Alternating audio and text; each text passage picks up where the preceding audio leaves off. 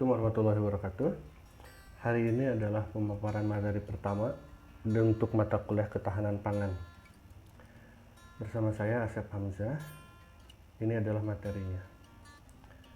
Karena pembahasan materi pertama, maka akan disampaikan terlebih dahulu mengenai pokok bahasan yang akan kalian terima selama 14 pertemuan.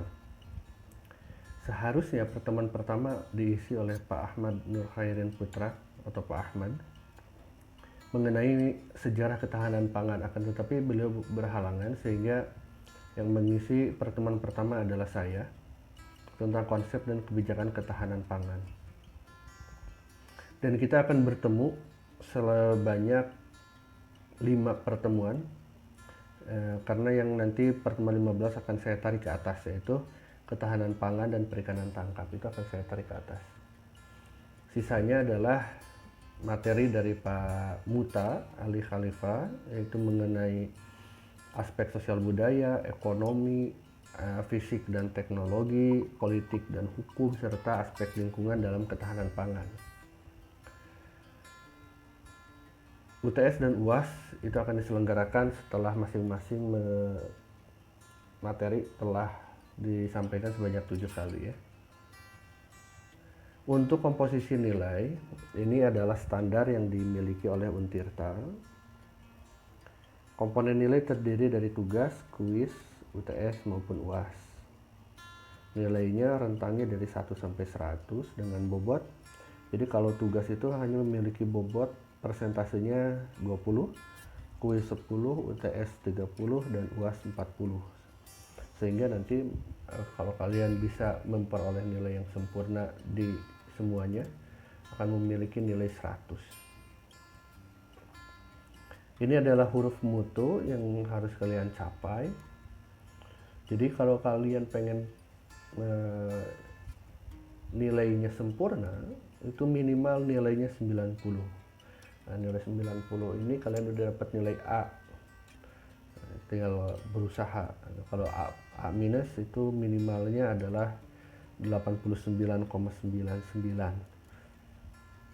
Jadi seperti ini ya. Jadi kalian bisa memperkirakan ingin memiliki nilai berapa dan berapa nilai yang harus kalian peroleh. Betul. Oke.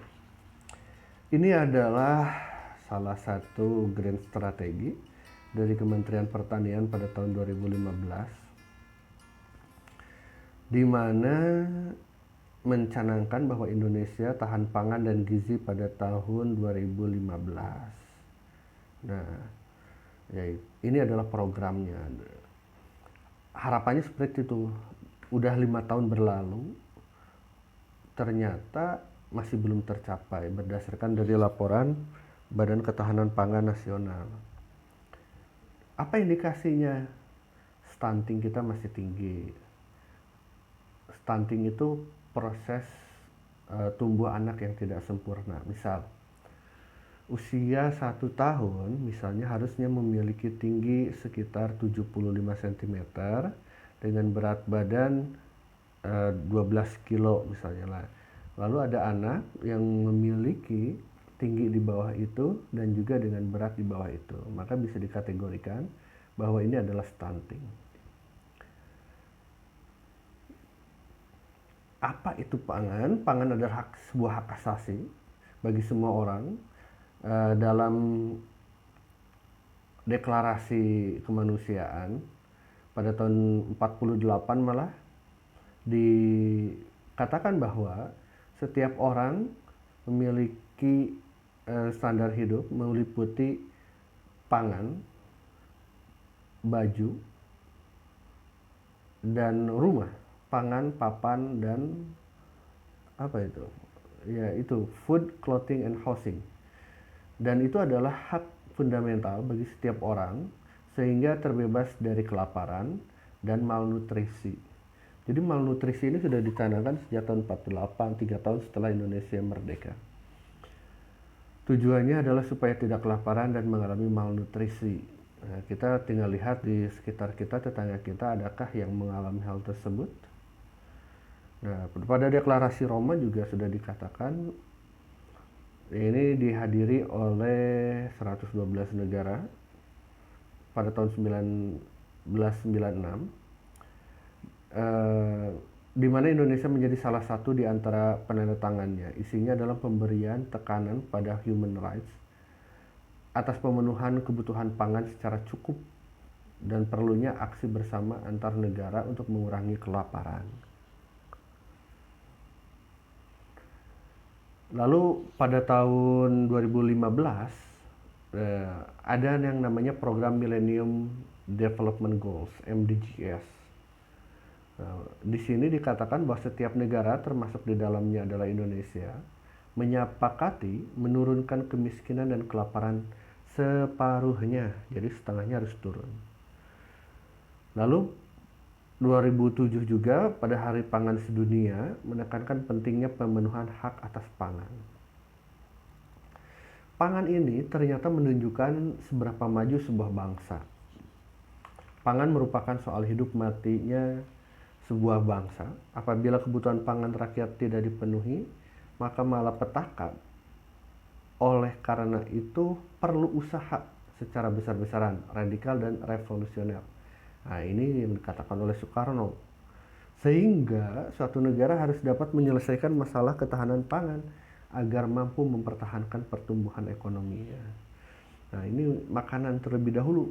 Kalau sudah kenyang, apapun yang akan dilakukan itu akan sangat mudah. Sebaliknya, apabila masyarakat selalu dalam kondisi lapar, itu tidak akan bisa berpikir jernih dan bisa mengancam suatu bangsa.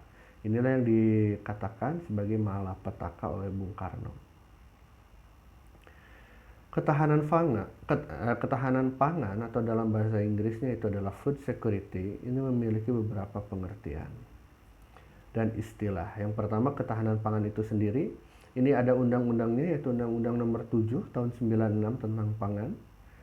Dikatakan bahwa ketahanan pangan merupakan kondisi terpenuhinya pangan bagi rumah tangga yang tercermin dari tersedianya pangan yang cukup, baik dalam jumlah maupun mutunya, aman, merata, dan terjangkau. Lalu ada juga istilah yang namanya swasembada pangan, yaitu kemampuan memenuhi kebutuhan pangan dari produksi dalam negeri. Selanjutnya ada juga yang dinamakan kemandirian pangan, yaitu kondisi terpenuhinya pangan tanpa adanya ketergantungan dari pihak luar dan mempunyai daya tahan tinggi terhadap perkembangan dan gejolak ekonomi dunia. Jadi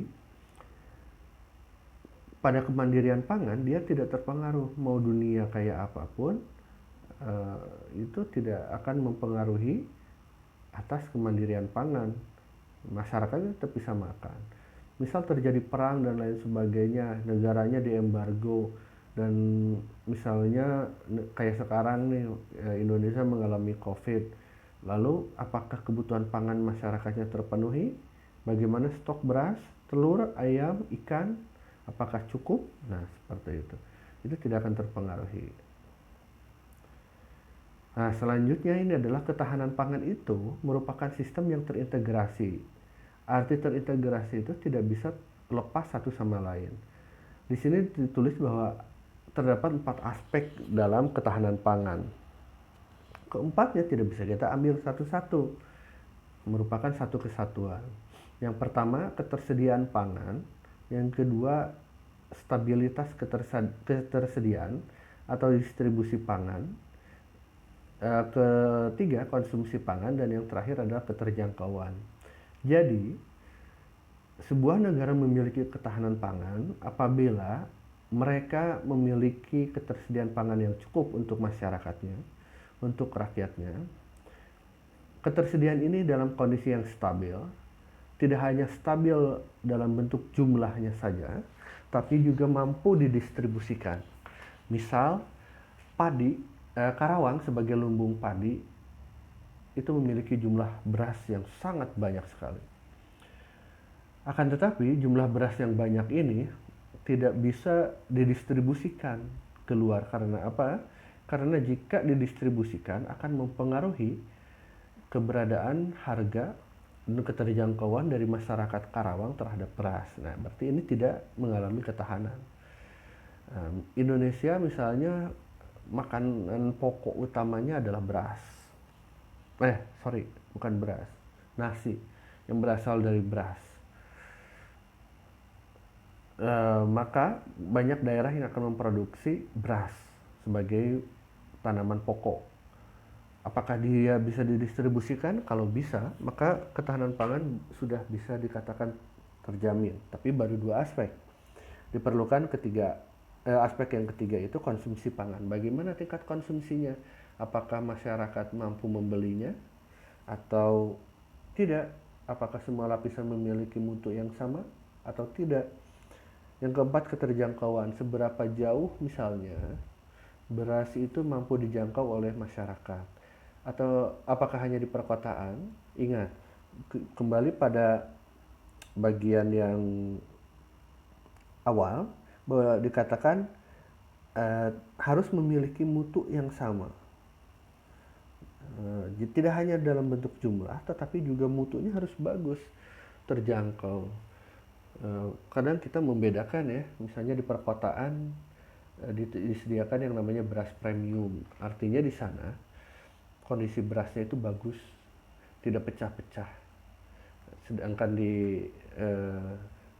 terkadang di beberapa daerah-daerah pelosok di perkotaan itu kondisi berasnya kadang pecah-pecah, tidak begitu bagus, kalau dimasak cepat basi. Nah, ini memiliki mutu yang berbeda. Jadi sisi keterjangkauan itu juga diperhitungkan. Nah, selanjutnya ketersediaan pangan.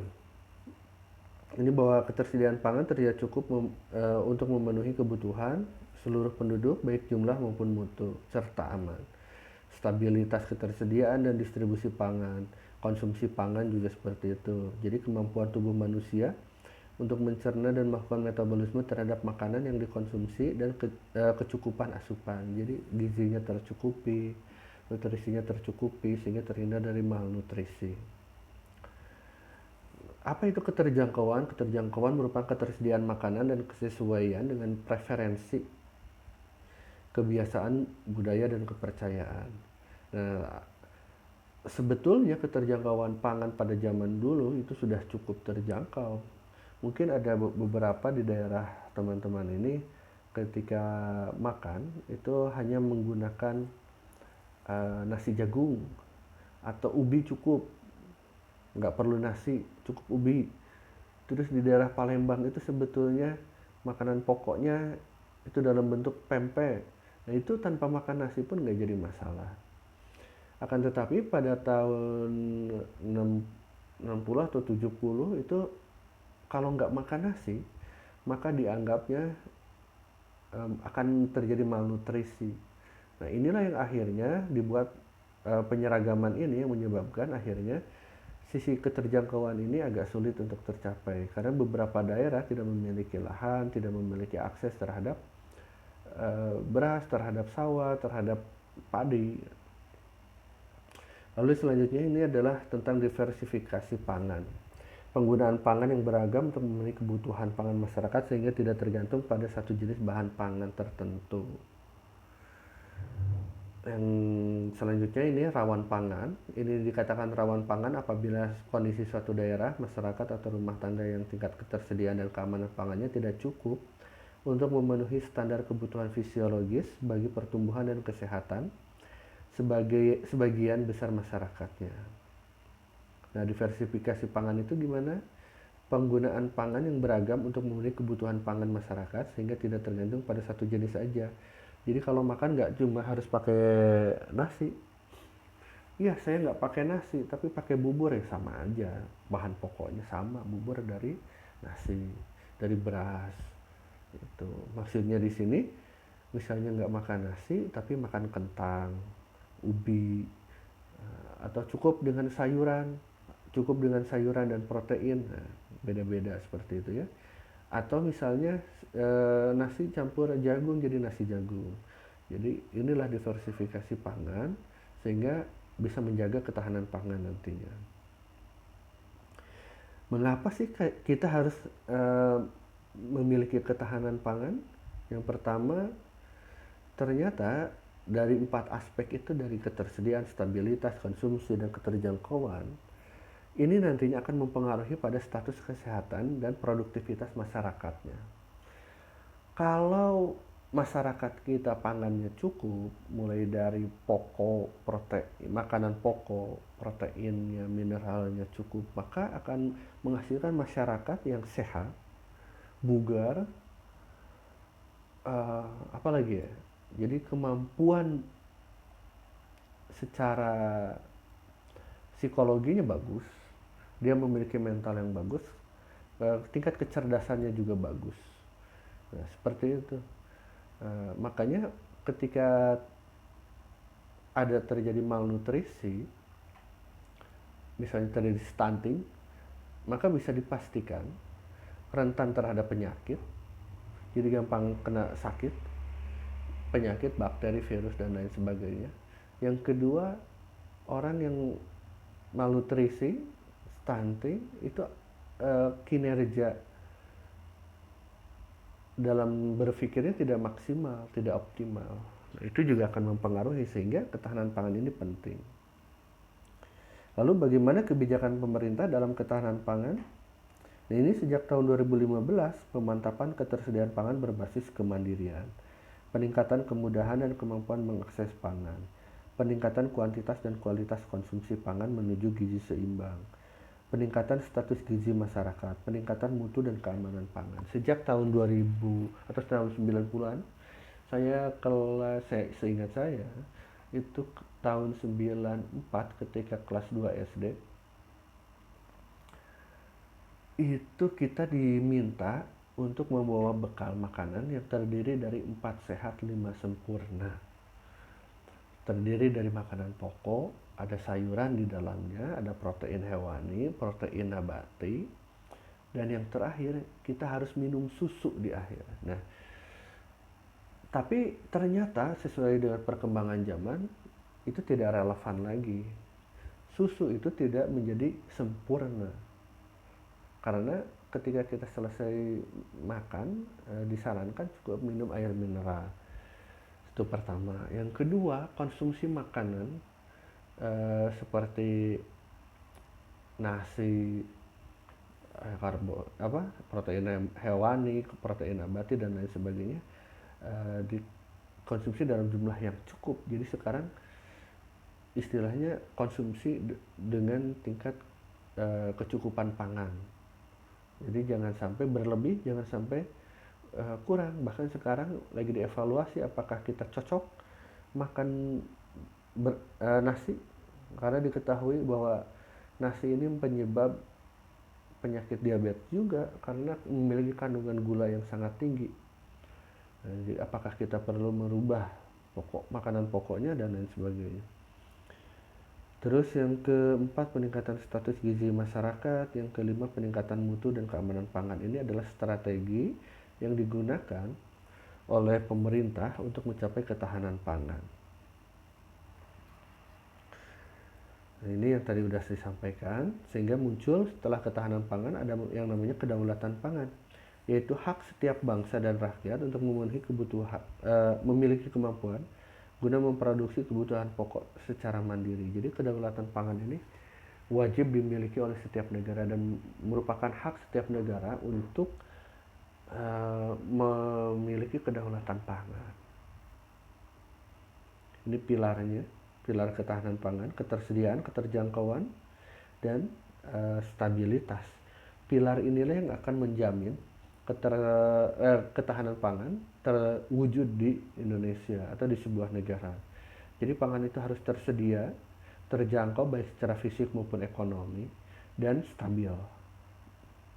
Tidak ada yang namanya, kalau kondisi stabil itu nggak ada yang namanya musim paceklik, musim tidak panen beras, tidak ada beras, tidak bisa. Makanya beberapa kebutuhan pokok ini akan menyebabkan yang namanya inflasi.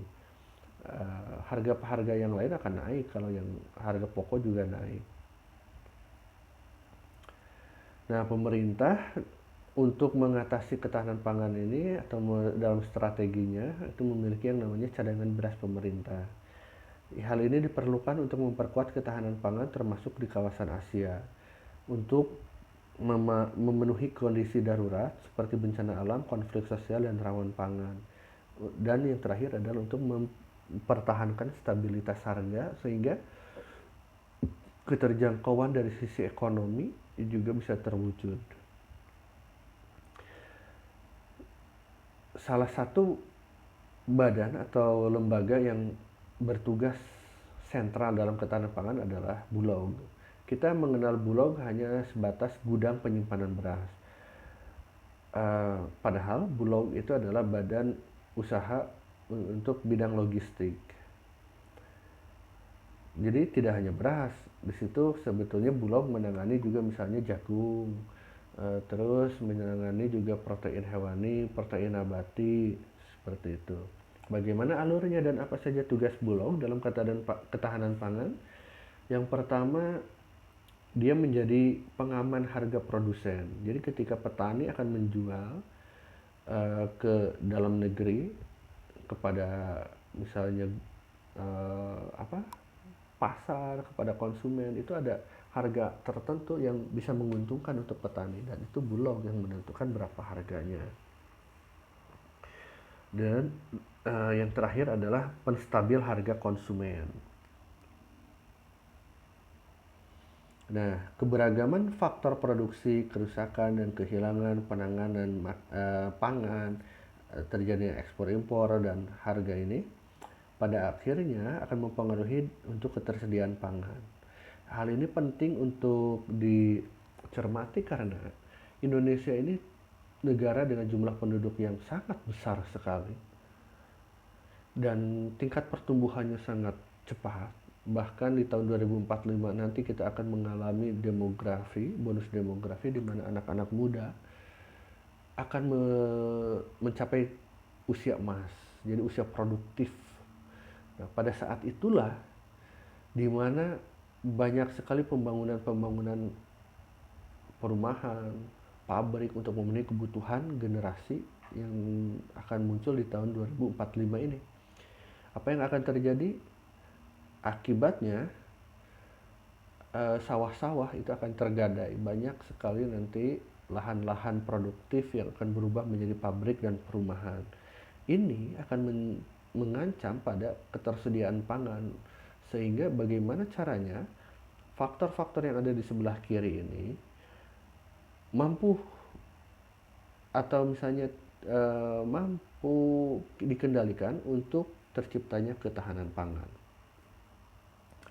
Kalau saya melakukan survei, misalnya, teman-teman ini kalau misalnya makan, itu lebih cenderung mengkonsumsi beras yang berasal dari padi, singkong, jagung, ikan, protein darat itu misalnya seperti ayam, daging sapi, protein hewani nabati di dalamnya ya, tapi khusus untuk yang ditanam. Nah, bisakah kita hanya mengkonsumsi salah satu? Cukupkah misalnya ketika saya mau makan siang cukup dengan ayam bakar? Saya mau makan siang cukup dengan ayam goreng? Nah, cukupkah atau nggak cukup? Saya harus pakai nasi, saya harus pakai singkong, saya harus pakai jagung misalnya. Nah, seperti itu. Itu menunjukkan sumber pangan yang dimiliki oleh satu wilayah. Bisakah kita one day no rice? Ini juga dalam rangka membuat kita ini semakin tahan terhadap pangan, tidak memiliki ketergantungan terhadap beras, terhadap nasi. Konsep ketahanan pangan sebetulnya dari tahun ke tahun mengalami perubahan. Dari tahun 70 bahkan ketahanan pangan ini sudah dibahas. Tahun 70 yang dibahas adalah ketersediaan pangan di tingkat nasional dan global. Bagaimana secara global kondisi ketahanan pangan? Cukupkah pangan yang ada digunakan atau dikonsumsi oleh masyarakat dunia? Jadi tahun 70 itu masih berpikir untuk dunia. Tahun 80 konsep ketahanan pangan berkembang dengan lebih ke apakah pangan ini bisa diakses oleh setiap masyarakat di level individu dan rumah tangga terhadap bahan baku. Nah, tahun 90 lebih berkembang lagi, dan ini sampai sekarang seperti ini. Dapatkah dunia memproduksi pangan yang cukup pada tingkat harga yang rasional, terjangkau oleh semua tingkat ekonomi masyarakat, dan tidak merusak lingkungan hidup? Nah, muncul. Ketersediaan pangan ini harus mampu lestari. Ada sustainable-nya, ada keberlanjutannya. Jadi tidak hanya untuk hari ini, tapi ratusan tahun ke depan mungkin. Nah, hal ini harus bisa diperhitungkan. Pada akhirnya diambillah inti konsep ketahanan pangan sebagai terjaminnya ketersediaan pangan bagi seluruh lapisan sosial ekonomi masyarakat hingga tingkat individu sesuai dengan jumlah yang didapatkan untuk bisa beraktivitas dan hidup sehat. Jadi seperti itu. Uh, jadi buat teman-teman yang bagaimana caranya memperkirakan sesuai dengan jumlah yang didapat untuk bisa beraktivitas dan hidup sehat. Kalau cukup makan sehari sekali ya nggak apa-apa. Jadi kita tidak lagi menjustifikasi, oh ini satu masyarakat dia cuma bisa makan sehari 2 kali.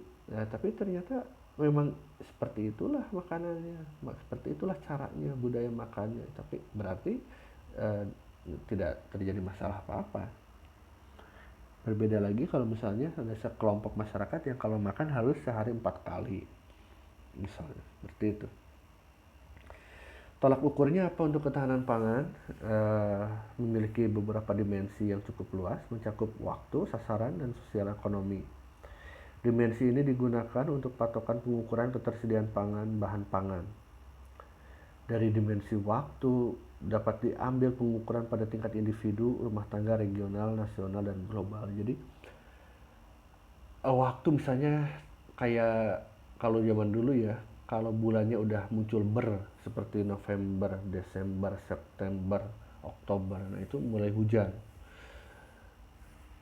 Hujannya misalnya hujan lebat yang bisa menyebabkan terjadinya banjir pada sawah, terjadinya badai, sehingga mengganggu panen. Bagaimana ketercukupannya di waktu itu? Atau misalnya pada musim kemarau, bagaimana kecukupannya? Petani nggak ada yang nanam padi, beras suplainya nggak ada. Misalnya seperti yang sekarang, itu berdasarkan waktu. Terjadi pandemi COVID-19, di mana diberlakukannya PSBB di beberapa tempat sehingga masyarakat atau produsen tidak bisa mengirimkan padi kepada masyarakat, kepada konsumen. Proses distribusi, rantai distribusi menjadi terhambat. Nah, ini bagaimana? Ini dari dimensi waktu. Nah, di tingkat regional, nasional, dan global, indikator ketahanan pangan dapat digunakan untuk mengukur tingkat ketersediaan pangan dengan memperhatikan level kerusakan tanaman ternak, rasio stok, keadaan pangan, dan kelembagaan serta harga. Pada tingkat individu juga dan rumah tangga, indikator pengukuran adalah alokasi tenaga kerja dan pendapatan. Seberapa besar jumlah pendapatan suatu rumah tangga dan seberapa besar dialokasikan untuk pangan. Itu menunjukkan seberapa fokus, seberapa concernnya rumah tangga tersebut dalam memperhatikan kebutuhan pangan. Nah, itu menunjukkan itu. Sekarang misalnya mahasiswa memiliki uang saku sebulan ya misalnya 1 juta. Nah, di antara 1 juta itu berapa rupiah yang dialokasikan untuk membeli makanan dengan kualitas mutu yang baik, yang mampu digunakan untuk aktivitas dan hidup sehat? 500.000 kah? 600.000 kah? 700.000 kah? Ketika kita memiliki misalnya 150.000, di saat bersamaan kita belum makan, dan di saat bersamaan kita nggak punya kuota internet ya, misalnya, mana yang lebih prioritas? Pangan atau pulsa internet? Nah, ini juga akan menjadi tingkat pengukuran seberapa concern kita terhadap makanan, terhadap gizi, terhadap kebutuhan tubuh kita. Seperti itu. Oke ya. Ya, ini strateginya bagaimana meraih ketahanan pangan. Ya, yang perlu dipahami yang pertama itu adalah pangan adalah kebutuhan dasar manusia, itu dulu. Lalu yang kedua adalah ketahanan pangan harus diperlakukan sebagai hierarki Jadi tingkat individu apa yang dibutuhkan, tingkat rumah tangga, regional, serta global.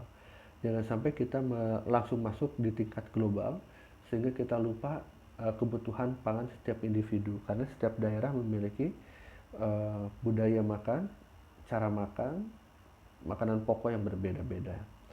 Kita memberikan nasi kepada, misalnya kita ekspor beras ke Rusia, padahal di sana nggak makan nasi, nah itu juga nggak mungkin kan. Jadi harus diperhatikan individunya dulu.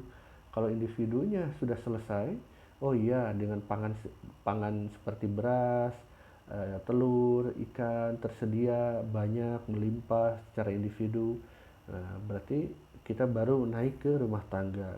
Nah, setelah rumah tangga selesai, maka regional. Makanya di beberapa tahun terakhir ini, pemerintah, baik itu pusat maupun daerah, seperti kalau muncul di berita memang seperti olok-olok ya. Misalnya cabai mahal, ya tanam aja.